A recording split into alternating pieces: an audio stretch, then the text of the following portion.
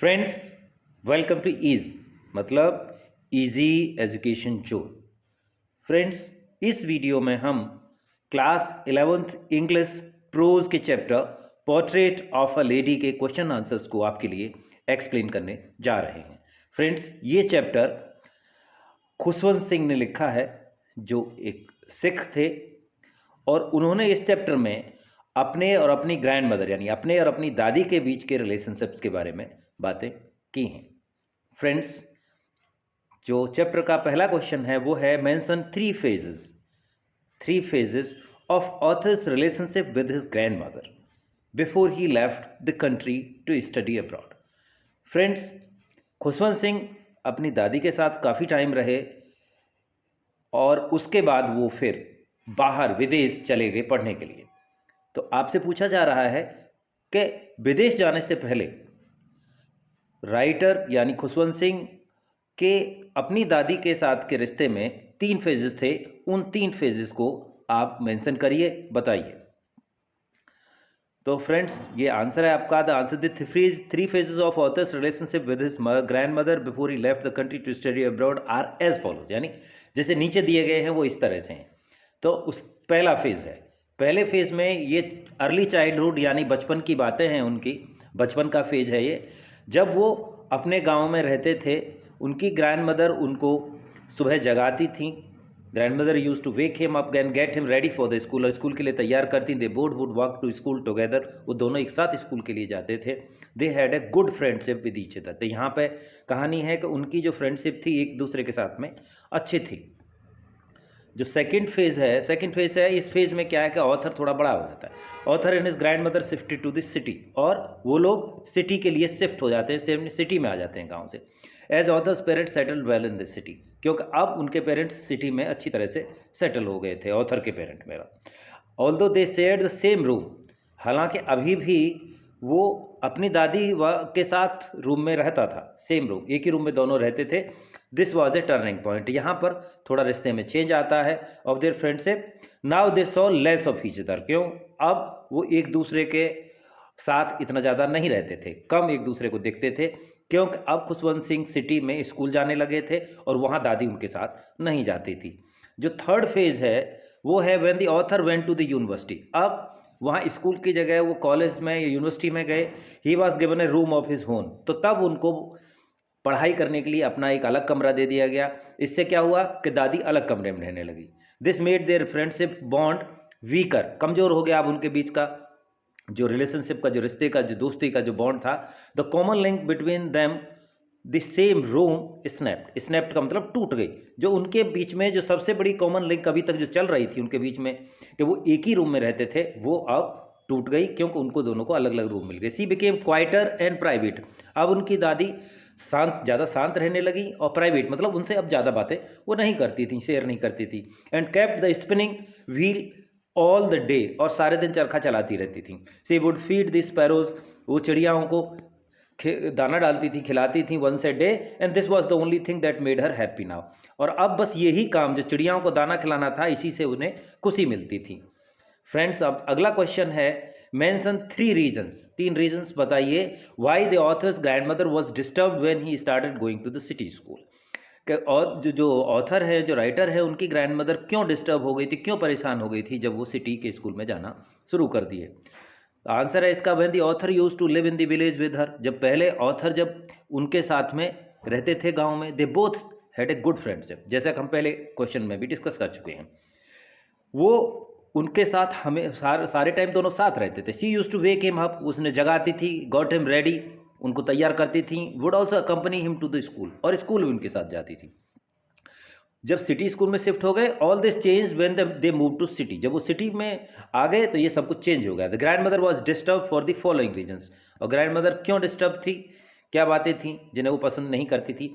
C no longer could help him with his lessons, अब उनके जो भी पढ़ाई थी, जो लेसन्स थे, उसमें वो हेल्प नहीं कर पाती थी, क्योंकि वो अब उसकी समझ में नहीं आते थे। ऊपर की क्लासेस में वो उनकी क्लासेस बढ़ गई थी, जो जिसकी नॉलेज के ग्रैंड मदर को नहीं थी।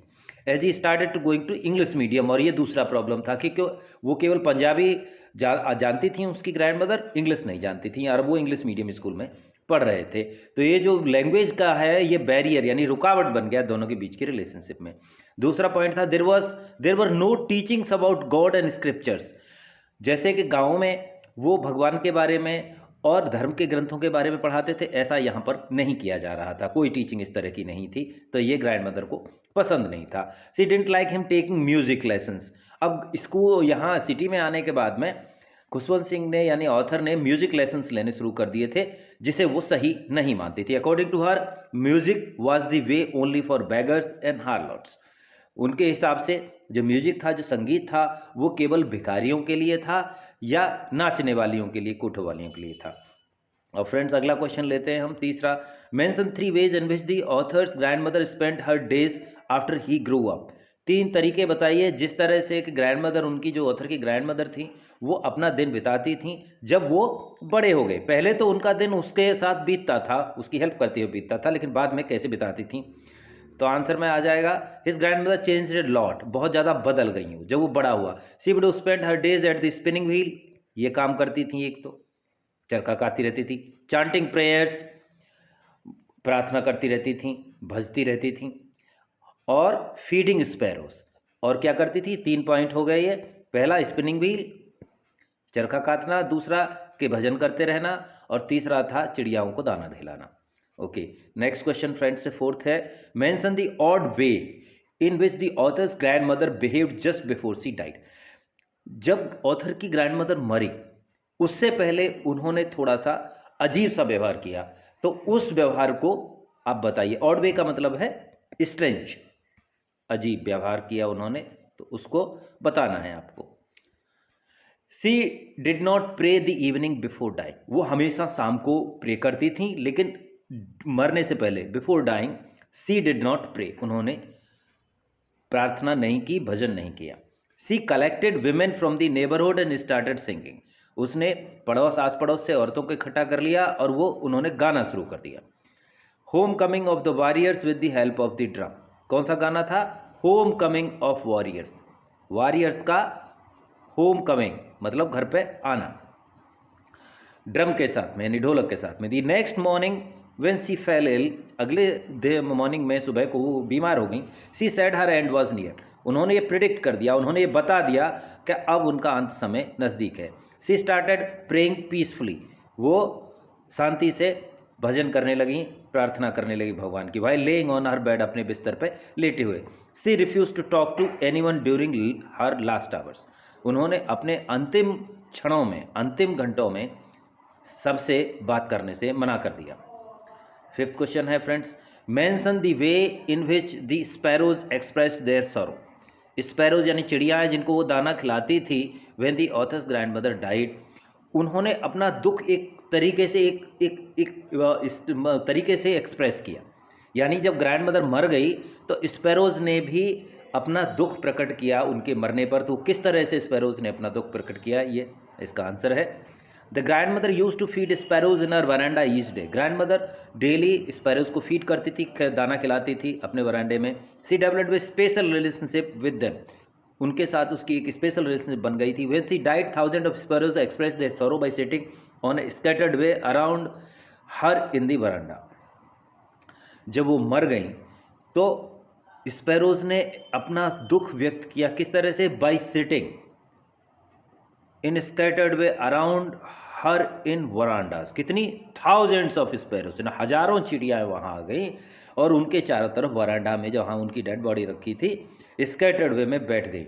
दे डिड नॉट चिरा, वो बिल्कुल भी आवाज़, चहचहाने की आवाज़ नहीं कर रही थी। देयर वॉज कंप्लीट साइलेंस, वो पूरी तरह से चुप थी। The author's mother tried to feed them by breaking the bread, जब ऑथर की मदर ने, खुशवंत सिंह की मदर ने उनको ब्रेड तोड़कर खिलाने की कोशिश की, तो जब उनके सामने वो ब्रेड डाली गई, थ्रो की गई, बट क्या किया उन्होंने? They did not eat anything, उन्होंने कुछ नहीं खाया उस दिन। When the family carried grandmother's corpse they all flew away, जब परिवार ने ग्रैंड मदर की जो डेड बॉडी थी उसे घर से हटाया बाहर अंतिम संस्कार करने के लिए, जब घर से बॉडी चली गई, दे ऑल फ्लू अवे क्वाइटली, वो सारी की सारी शांति से उड़ गई। फ्रेंड्स, सिक्स्थ है, the author's grandmother was a religious person, author की जो ग्रैंड मदर थी वो एक धार्मिक औरत थी. What are the different ways in which we came to know this. अब आपको ये बताना है कि वो कौन कौन सी चीज़ें हैं ऐसी इस चैप्टर के अंदर जो इस बात को इंडिकेट करती हैं, बताती हैं कि वो एक रिलीजियस पर्सन थी. अब आंसर आप देख लीजिए. आंसर है When she lived in a village with author, जब वो गांव में ऑथर के साथ रहती, she used to sing prayers in the monotonous sound with getting him ready each morning. Getting him ready each morning. Author ने बताया है कि जब वो सुबह को उसे तैयार करती थी तो प्रेयर्स गाती रहती थी. She used to walk to author to his school and then visit the temple attached to the school every day. जब उसे वो स्कूल ले जाती थी तो जो टेम्पल था, जो गुरुद्वारा था, जो उसके साथ अटैच था, मंदिर, सिखों का मंदिर गुरुद्वारा होता है, अटैच था स्कूल के साथ, वहाँ पर वो बैठती. She would sit and read scriptures, और वहाँ पर बैठ के वो धार्मिक ग्रंथों को पढ़ती थी. Later when they move to the city, जब वो सिटी में आ गए, she would carry beads of the rosary with her all the time. तो वो रोजरी यानी माला अपने साथ में रखती थी और हमेशा उसे फेरती रहती थी. She would continuously chant her prayers and her hand remained busy in telling the beads. वो मोतियों को गिनती रहती थी माला के और प्रेयर्स करती रहती थी. When the author went to study in the university, she went into seclusion and spend her whole day in chanting prayers.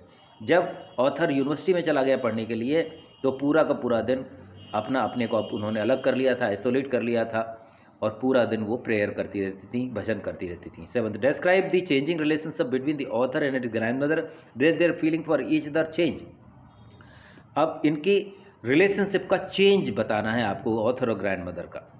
उनकी फीलिंग्स एक दूसरे के लिए बदली या नहीं बदली ये भी बताना है. ये पहले ही भी हम क्वेश्चन 1 में डिस्कस कर चुके हैं, इसलिए उसी तरह के आंसर इसका भी बनेगा. In the early days they both shared a good bond. उनका बीच में बड़ा अच्छा एक बॉन्ड था, जो संबंध था, रिश्ता था. She would get him ready for the school. वही आंसर कॉपी हो रहा है, देखिए. Accompany him would walk him back with him later in the day. She would help him with his studies. अपनी स्टडीज़ में उसकी में हेल्प करती थी. And they would teach him and she would teach him prayers by singing in a monotonous tone. और उसको prayer सिखाती थी गाते हुए एवरी मॉर्निंग, सुबह को जब तैयार करती थी. When they move to the city, अब सेकंड फेज आ गया. जब वो सिटी के लिए मूव कर गए, देयर रिलेशनशिप वॉज स्ट्रेन. उनकी रिलेशनशिप में थोड़ा सा गैप आ गया, यानी स्ट्रेन हो गई. He started going to English medium school. अब इंग्लिश मीडियम स्कूल में she would no longer accompany him to the school and could not help him with the lessons. वो अब उसके साथ स्कूल नहीं जाती थी, ना उसके लेसन्स में उसकी हेल्प कर पाती थी. She didn't know his new school as they never taught him about the God और scriptures. She didn't like, actually वो पसंद नहीं करती थी उसके नए स्कूल को, क्योंकि उसमें धर्म की बात और भगवान की बात नहीं बताई जाती थी. लेटर बाद में क्या हुआ, when he started taking music lessons, वो लेने लगा. She disapproved of this as she thought that music was only for beggars and harlots. जब म्यूजिक लेसन्स लेने लगे तो उसने उसे डिसअप्रूव किया, पसंद नहीं किया, अपना विरोध जताया, क्योंकि उसको उनका दादी का विचार था, दादी का थॉट था, सोच थी कि म्यूजिक केवल बेगर्स के लिए यानी भिखारियों के लिए, हार्लॉट्स नाचने गाने वालों के लिए होता है. लास्ट में she stop talking to him afterwards and would spend her day along with the chanting prayers. उसके बाद वो उसके साथ में उन्होंने बिल्कुल बात करना बंद कर दिया था और अकेले ही प्रेयर चांट करते हुए यानी प्रार्थना भजन गाते हुए वो अपना टाइम बिताती थी. When the author went to university, ये नेक्स्ट फेज आता है, यूनिवर्सिटी में चला गया. Then abroad their bond was weaken. फिर तो उनका बॉन्ड लगभग पूरी तरह से कमज़ोर हो गया. She would spin the wheel the whole day and chant prayer. She accepted the seclusion. Seclusion का मतलब होता है एकांतवास, जहाँ आदमी अकेला रहता है. तो उन्होंने जो सेक्लूजन को एक्सेप्ट कर लिया था, एकांतवास को एक्सेप्ट कर लिया था. अब वो अकेली पूरे दिन प्रेयर्स चांट करती थी और स्पिनिंग व्हील पे बैठी रहती थी. जो लास्ट का क्वेश्चन था कि क्या उनकी फीलिंग्स एक दूसरे के लिए चेंज हुई, उसका आंसर ये है no. Their feelings for each other did not change, वो बदली नहीं. But during the time a distance developed between them. लेकिन फिर भी जैसे जैसे टाइम गुजरता गया उन दोनों के बीच में एक गैप आता चला गया. फ्रेंड्स, 8th क्वेश्चन है, would you agree that author's grandmother was a person strong in character. क्या आप इस बात पर सहमत होंगे कि ऑथर की जो ग्रैंडमदर थी वो उसका कैरेक्टर स्ट्रॉन्ग था, एक मजबूत कैरेक्टर की लेडी थी. If yes, give instances that shows that. अगर हाँ तो फिर वो इंस्टेंसेस दीजिए, स्टोरी में से वो मतलब एग्जाम्पल्स दीजिए जो इस बात को सपोर्ट करते हैं, जिस बात को दिखाते हैं. आंसर है इसका सीधा yes. Grandmother was a strong person in character. The instances to show this are follows. अब इंस्टेंसेस देख लीजिए. नंबर पहला, she had her own thoughts about school and their teachings. यानी वो वो नहीं एग्री करती थी जब स्कूल सिटी में आ गए, तो उसे अच्छा नहीं लगता था कि भाई स्कूल में धर्म के बारे में ना बताया जाए, भगवान के बारे में ना बताया जाए। She considered learning scriptures a better thing than studying science और इंग्लिश। उसके हिसाब से स्क्रिप्चर्स, धर्म के ग्रंथों को पढ़ना साइंस और इंग्लिश को पढ़ने से ज़्यादा सही था। दूसरा पॉइंट है, she did not like music. अपना ओपिनियन था उसका कि म्यूज़िक ठीक नहीं है। According to her music was for low level people. वो नीचे तबके के लोगों के लिए था, जो भिखारी हो सकते थे या नाचने गाने वाले हो सकते थे। Number 3, when the author went to university in seclusion, she would spin the wheel and chant prayers, tell beads and feed breads and crumbs to the sparrows। यानी वो अपने आप में बिजी रहती थी, वो जो चाहती, जो उन्हें सही लगता था उसी को करती थी। जब यूनिवर्सिटी चला गया ऑथर तो उन्होंने सेक्लूजन ले लिया, यानी वो एकांतवास करने लगी, वो किसी के साथ में घुलती मिलती नहीं थी, अकेली अपना स्पिनिंग व्हील मतलब चरखा चलाती रहती थी, प्रेयर्स चांट करती रहती थी, बीड्स को टेल करती रहती थी यानी घुमाती रहती थी मनकों को जो मोती होते हैं, और फीड करती थी ब्रेड, किसको, ब्रेड क्रम्स यानी रोटी के टुकड़े स्पैरोज को, चिड़ियाओं को। 4th, when she sang homecoming of warriors for hours and did not stop when her family tried a million times। वो जो चाहती थी वही करती थी। उन्होंने जो होम कमिंग, वॉरियर्स का, योद्धाओं का घर आना, वो जो गाना उन्होंने घंटों तक गाया, और उसके परिवार ने उन्हें रोकने की भी कोशिश की, उनके परिवार ने, लेकिन वो नहीं रोकी। अब लास्ट में आता है, during the last time she did not want to waste any time talking to anyone, so she lay silently on her bed and chanted her prayers till she died. Last के वक्त में, अंतिम वक्त में वो अपना टाइम किसी से बातें करके वेस्ट नहीं करना चाहती थी, इसीलिए वो अपने बेड पर लेटी हुई चुपचाप अपने बीट्स मनकों को घुमाती रहीं और प्रेयर्स करती रहीं जब तक कि उनका अंत समय आया। फ्रेंड, ये 9th और लास्ट क्वेश्चन है आपका। तो इसमें क्वेश्चन क्या है, which language do you think the author and his grandmother used while talking to each other. अब इसमें आपसे पूछा जा रहा है कि जब ग्रैंड मदर और उसके ऑथर जो खुशवंत सिंह बात करते थे एक दूसरे से, तो किस में बात करते, कौन सी लैंग्वेज में बात करते थे। तो friends, the author and his grandmother use to talk to each other in their mother tongue. अपनी मातृभाषा में बात करते थे। तो मातृभाषा कौन सी थी, author belong to Punjabi state, they would talk in Punjabi language. क्योंकि ऑथर पंजाबी स्टेट से बिलोंग करते थे, वो एक सरदार जी थे, सिख थे खुशवंत सिंह, और तो उनकी लैंग्वेज पंजाबी थी, इसलिए वो एक दूसरे से पंजाबी लैंग्वेज में बात करते थे। फ्रेंड्स, इसके साथ ही ये वीडियो ख़त्म होती है। अब मिलते हैं अगली वीडियो और अगले चैप्टर के क्वेश्चन आंसर्स के साथ में। तब तक के लिए आपसे विदा।